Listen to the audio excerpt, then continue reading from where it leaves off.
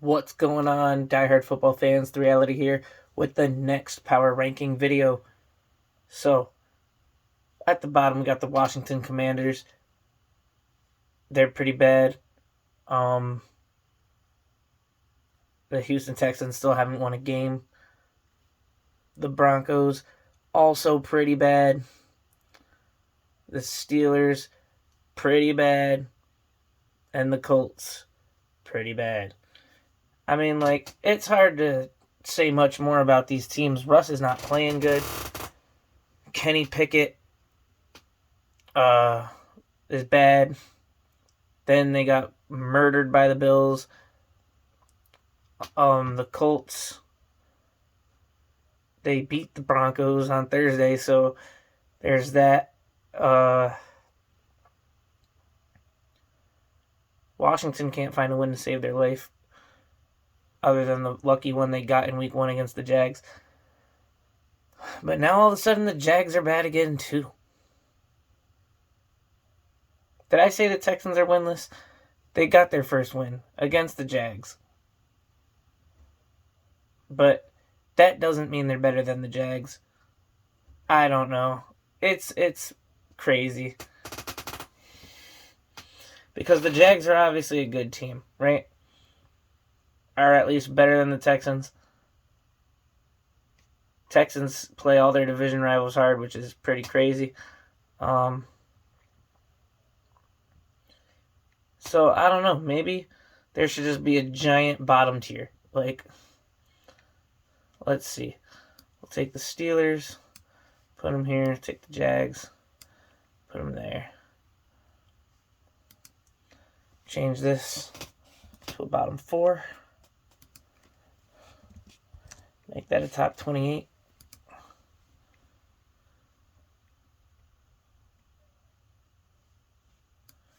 Put the Broncos down here. Bottom 5. Make this a top 27.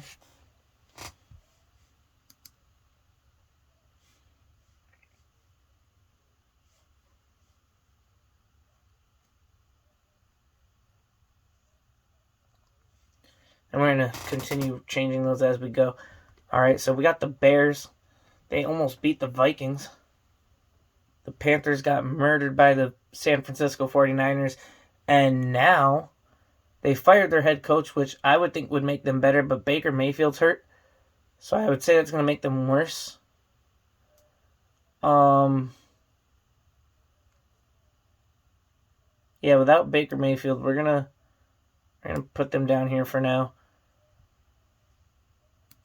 So now we got a bottom 6. Top 26. Alright.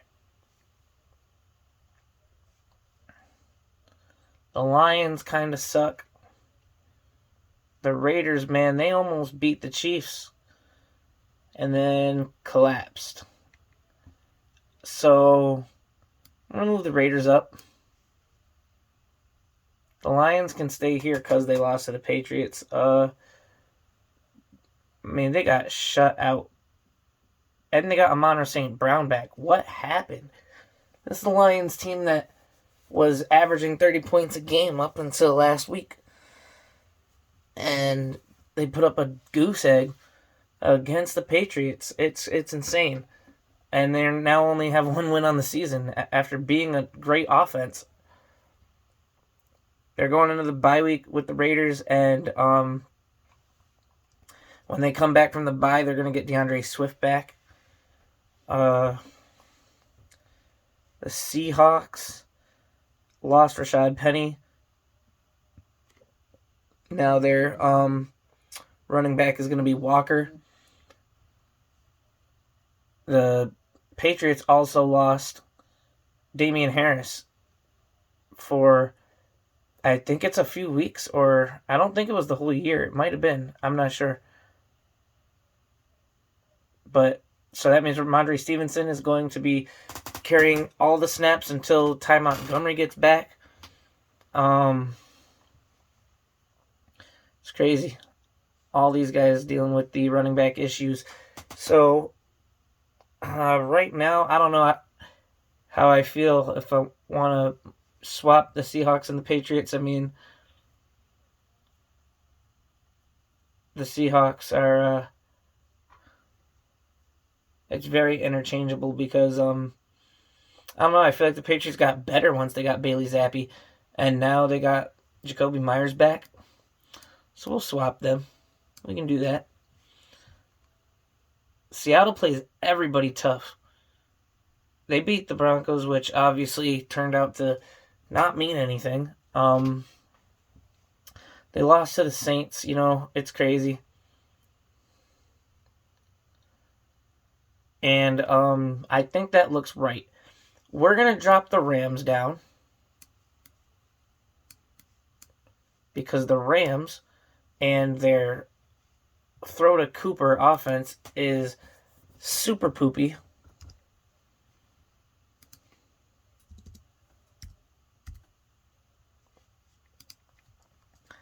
So, the Titans are pretty decent. They just won, if I believe. I don't know. I'm a little tired, guys. It's 1:24 in the morning when I'm making this video. But, who did the Titans play? All right, let's go check it out.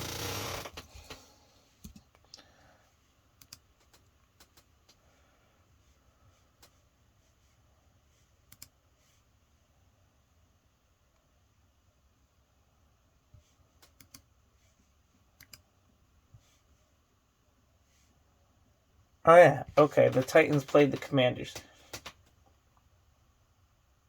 And the Commanders put up a fight, almost won. So, I don't know. We'll keep them as the worst team because I'm not going to put them in front of the Jags, and the Texans got to stay in front of the Jags because the Texans beat them. But the Titans are kind of poopy too. I want to move them down. Just because now the grid looks pretty. So,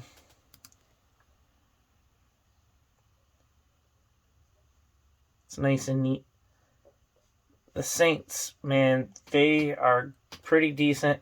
I mean, they're without Jameis Winston. They're still finding ways to win. Taysom Hill went off. 3 rushing touchdowns, and one of them was a 60-yarder. The Falcons, man, I believe they're pretty good too because without the ridiculous roughing the passer call on Tom Brady, they would have had a chance to come down and score a touchdown to win the game. They could have beaten the Bucs, and that's a division game.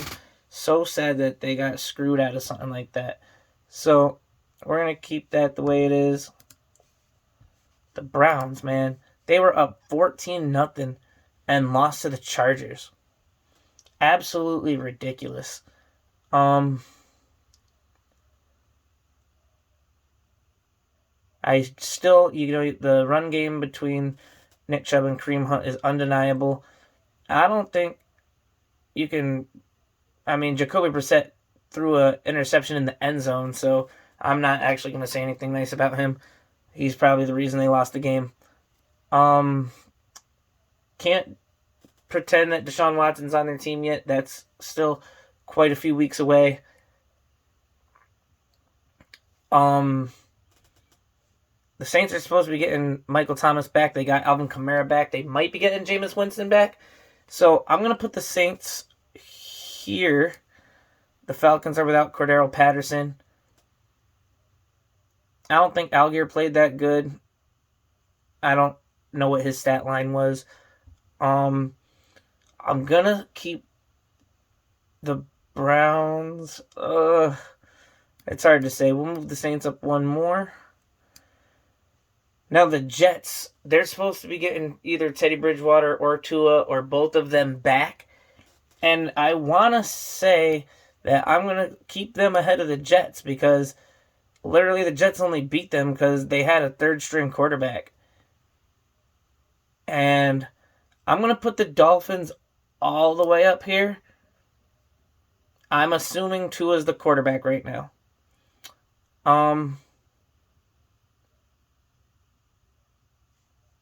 So we got the Chargers, who I believe should be able to beat the Jets. The Bengals and Ravens played so terribly on Sunday night. And the Bengals, I mean, they've been playing bad all year.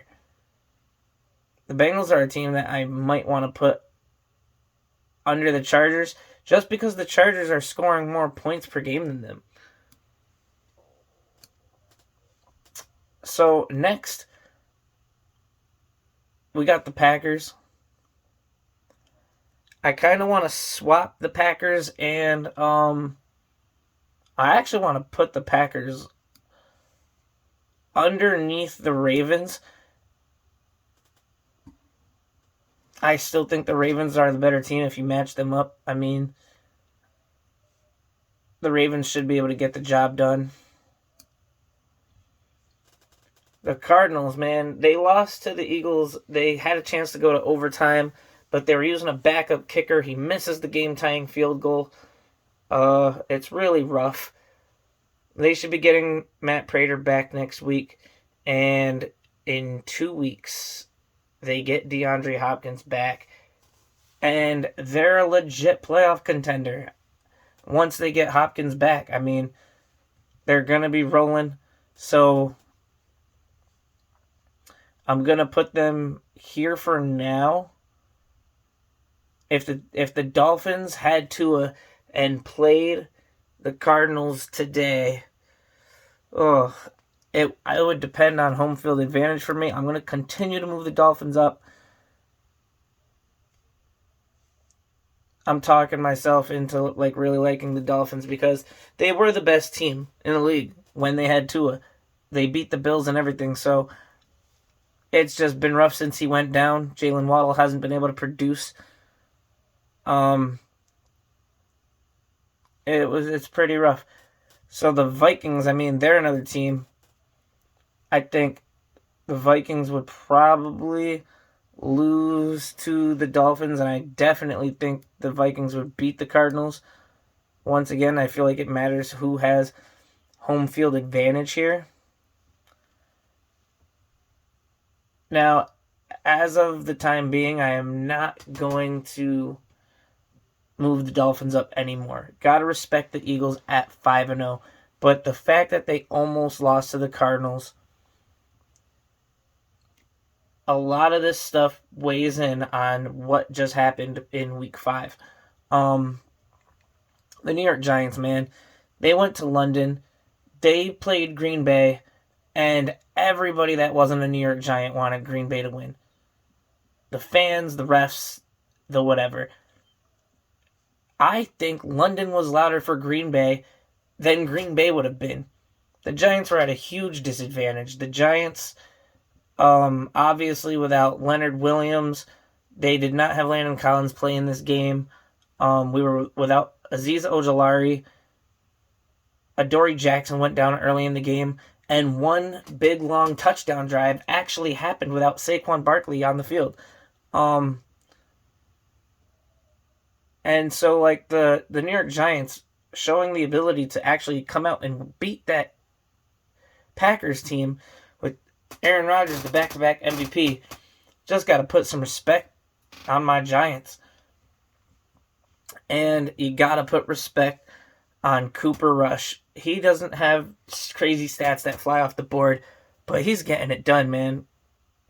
When you include the Vikings game from last year, he's 5-0 in the NFL. Cooper Rush has never lost a game. And they already beat the Giants once this year, so you got to put them above the Giants. Now the Bucs, I mean, with every team basically playing lackluster this year, the Bucs beat the Cowboys. The Bucs have Brady and Fournette and Evans. I mean, their team is mostly the same. The Bucs are a top 4 team because there's just nobody else that you could say would beat them. Except for the next 3 teams. I had the 49ers and Buccaneers like kind of interchangeable. Week 2, Jimmy G came back. He curb stomped the Seahawks. Then in week 3, they lost again, and it was weird. But week 4 and week 5, their defense stepped up to embarrass the Rams and the Panthers. And I think they're getting the sense of their play style back again. Unfortunately, Nick Bosa went down. I might have put the 49ers up at the number 2 spot if they still had Bosa. The Chiefs, they're still the Chiefs, man. They've had a high-powered offense all season. They almost choked to the Raiders, but in vintage Chiefs fashion, came all the way back and won. Controversial call. The Raiders went for 2. They did not get it. Could have sent the game into overtime, but the Chiefs would have had time on the clock to try to come down and win no matter what. And when you speak of controversial roughing the passer calls, there was also one in this game where the Chiefs should have came up with the ball. So the Chiefs deserved this win because they were robbed of a turnover. And what can you say, man? The Bills are the Bills. Other than that small blemish where they lost to the Dolphins, they came out. Gabriel Davis had a 98-yard touchdown, and I believe it was a 67-yard touchdown. 2 touchdowns that were for about 158 yards or 155 yards. That's straight ridiculous. The Bills are a force to be reckoned with, and there's currently rumors around the league that, they were trying to get Christian McCaffrey from the Panthers and they got turned down, and now they're trying to hit us up for Saquon Barkley. The New York Giants, by record, are a top 6 team right now. The Eagles are 5-0, and there's 5 4-1 teams, and we're one of them. We have a legit chance to do something real this year and in the coming years. The Giants, Joe Shane, better not even think about letting go of Saquon Barkley. But that's today's video, guys. We went on a little journey. I hope you liked it. I hope you thought it was awesome. Please, if you made it this far and you haven't done it yet, click that like button. Drop a comment. Let me know what you agree with, what you disagree with. Hell, give your team a shout out. Let me know who you root for. I want everybody that's already subscribed to the channel to feel like one big happy family here. And let's all have fun, man. I want to know who you guys root for. I'm a Giants fan, obviously. So if you guys aren't already subscribed to the channel, please subscribe. Hit the bell, turn on all notifications. If you are subscribed already and haven't turned on all notifications yet, please go and do that. Last time I remember we were at like 59 subscribers. Let's get up to our first 100. If you guys are here, that means you're a diehard football fan. That means you have diehard football friends. Share it with 1 or 2 or 3 of them. Let them know, hey, check out this dude, Reality. He's got some cool opinions. And yeah, hopefully, you tell them to do all the same stuff, like, share, subscribe, comment, etc. Let's get up to that first 100 subscribers on this channel. And to give myself a little shout out real quick, if you guys are fans of rap and hip hop music, lyrical stuff, my main channel is Just Reality. It's over 1,000 subscribers. Not monetized yet, but we're almost there. Go check out my music. I also do some reactions on that channel. And yeah, I love everybody that loves me. Till next time, forever with Reality. Peace out, guys.